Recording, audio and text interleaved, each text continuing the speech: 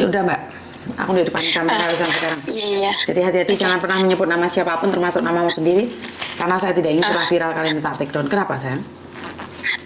Gini Miss Yuni, saya kan kerja sama majikan saya kan udah 3 tahun. Nah, habis itu majikan saya kan nyuruh saya untuk bantu orang tuanya, maksudnya ganti kerja di rumah orang tuanya, karena anak kan udah gede kayak gitu loh. Terus di rumah kan nggak ada orang, maksudnya anaknya udah pulangnya kadang malam kayak gitu loh. Sekolah dari pagi pulangnya malam kayak gitu. Terus saya ini disuruh kerja di rumah orang tuanya kayak gitu loh.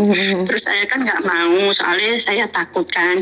Terus dia itu kayak maksa, terus akhirnya ya udahlah saya mutusnya untuk nge-break kayak gitu loh Miss Yuni. Akhirnya majikan saya itu bilang sebenarnya dia nggak mau ngelepasin saya. Terus setelah itu setelah kita kayak diskusi panjang kayak gitu hampir 2 minggu kayak gitu, aku ngomong ya udahlah aku tak pulang aja kayak gitu loh. Aku tak nge-break kayak gitu loh, tolonglah kayak gitu loh, aku pengen baik-baik di Hong Kong kayak gitu. Terus dia bilang ya udah kalau gitu. Dia udah bilang oke, Miss. Lah terus tak kasih suratnya itu 1 bulan notis toh. Terus tak suruh tanda tangan. Lah kok tanda tangannya beda sama yang dikontrak toh, Miss? Terus itu ntar masalah apa enggak, Miss? Oke, terus? Terus aku kan ini apa sih, kayak itu kan suratnya masih tak pegang.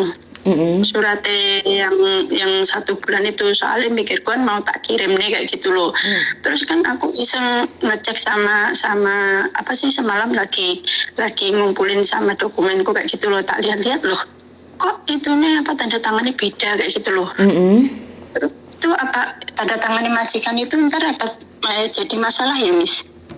Seharusnya kan ngasih notis tanda tangan majikan, mungkin majikanmu lupa Mbak, seharusnya harus sama dong. Iya, makanya aku ya heran, makanya di sini kita udah ngomong baik-baik, tapi tiba-tiba tanda tangannya kenapa beda kayak gitu loh. Terus aku semalam baru melihat kayak gitu loh. Ya kamu ngomong baik-baik sama majikan, mungkin majikan juga lupa ya. Oh gitu. Oh berarti saya ngambil surat 1 bulan notis lagi, terus ngasih ke dia lagi, terus baru tak kirim ke imigrasi kayak gitu dengan tanda tangan yang sama dengan yang dikontrak ya, Miss? Oke, bingung saya sebenarnya. Sebentar, kamu ngasih one man notice. Terus sebenarnya kan majikan tanda tangan sama enggak kan nggak ada masalah kalau notice itu Mbak. Jadi kalau sampai ngasih one man notice itu kalau tanda tangannya beda kan dia bilang sama dia tanda tangannya nggak sama, tapi harinya kan tetap sama, kasihkan yang itu loh, suruh tanda tangan di sebelahnya. Iya. Oh berarti kalaupun itu apa sih tanda tangannya walaupun beda pun terlanjur dikirim ke imigrasi itu nggak masalah ya? Nggak masalah. Cuman ntar majikanmu dapat surat dari imigrasi, ini tanda tangannya nggak sama, ntar ada surat sendiri ntar ke majikanmu. Oh gitu. Oh iya. Makasih ya Miss ya. Soalnya saya takut, soalnya yang satunya udah tak kirim nih kayak gitu, yang satunya di rumah baru tak lihat lah kok beda kayak gitu loh. Gak apa-apa, soalnya kan sebenarnya kamu kasih notis ke majikan itu tidak perlu majikan tanda tangan juga nggak apa-apa. Karena apa? Itu adalah hak majikanmu untuk tidak tanda tangan dan hak kamu juga untuk tidak tanda tangan. Tapi intinya setelah hari itu adalah efisiensi atau berlaku. Jadi ntar imigrasi akan kirim surat ke alamat majikanmu yang dimana mengatakan bahwa alamat tanda tanganmu nggak sama loh. Ini kelanjutannya bagaimana? Oh gitu. Soalnya jadi, aku kan mikirku kan mau cari majikan lagi, terus tak proses, maksudnya cari di sini terus tak proses ke dari Indo kayak gitu loh, tinggal nunggu visa nih. Lantas takutnya apa sih jadi masalah kayak gitu loh di imigrasi nih gara-gara tanda tangannya beda. Jadi ntar imigrasi akan ngirim balik ke majikanmu itu. Pasti ada surat pertanyaan dari dari imigrasi ke majikanmu. Oh oke. Kan kamu terlanjur ngirim toh. Iya. Kalau belum ngirim nggak apa-apa, tapi kalau sudah terlanjur ngirim itu pasti ada surat balasan dari imigrasi. Jadi nggak perlu khawatir, gitu. Betul.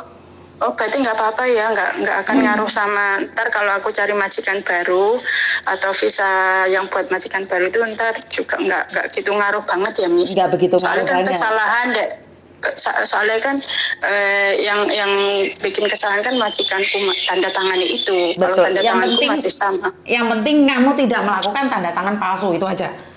Yang paling penting adalah tidak menandatanganin yang bukan seharusnya kamu. Terima kasih ya Miss ya. Iya sayang. Terima kasih banyak. Sama-sama. Bye. Bye. Oke, ini yang sering terjadi majikan karena suami saya sendiri itu punya 2 tanda tangan, Mbak. Yang satu tanda tangan dalam artian bahasa Inggris, yang satu tanda tangan atas nama Cina. Jadi tanda tangan suami saya itu ada 2. Dan kadang-kadang dia itu lupa. Karena itu saya selalu bilang mbak-mbaknya kalau surat finish atau surat interminate atau surat ngebreak, pastikan itu tanda tangannya sama dengan kontrak kerja. Jadi ini mbaknya pinter, saya merasa mbaknya ini pinter di mana dia tahu bahwa itu tidak sama dan akan terjadi sesuatu. Apakah itu akan bermasalah? Ya akan bermasalah, tapi imigrasi akan double confirm sama majikanmu sendiri.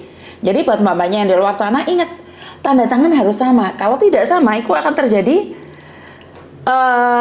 kesalahan di mana imigrasi akan tulis surat lagi. Dan ini yang aneh dari beberapa yang terjadi saat mbaknya ngadain paspor itu dari pihak rentenir itu tiba-tiba kirim surat ke imigrasi. Ini sering terjadi.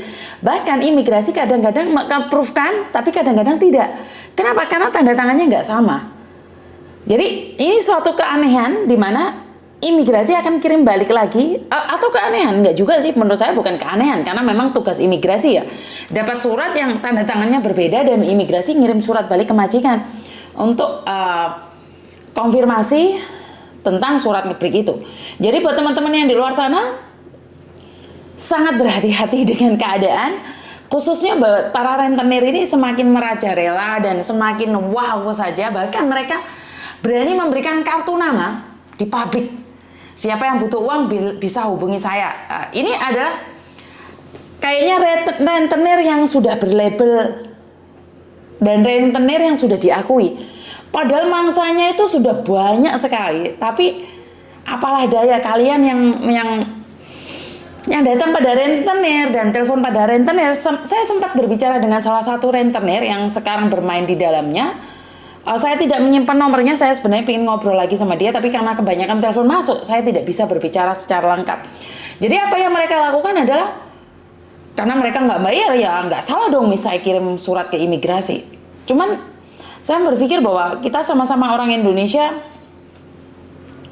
sampai segitunya kita cari rezeki, sampai segitunya kita mencari sesuap nasi. Jadi saya tidak akan komen apapun, tapi lemangat keringet kuning konco jangan banyak-banyak, Mbak. Gimana pun kita sebagai manusia bakal tidak hidup selamanya, jadi ya jadi seperti itu. Jadi janganlah jadi rentenir kalau bisa. Ya itu aja pesan dari saya, kurang lebihnya saya minta maaf dan wassalamualaikum warahmatullahi wabarakatuh. Berkat Tuhan mengalir atas hidup kita semua, semoga semua makhluk hidup bahagia dan terima kasih. Bye bye.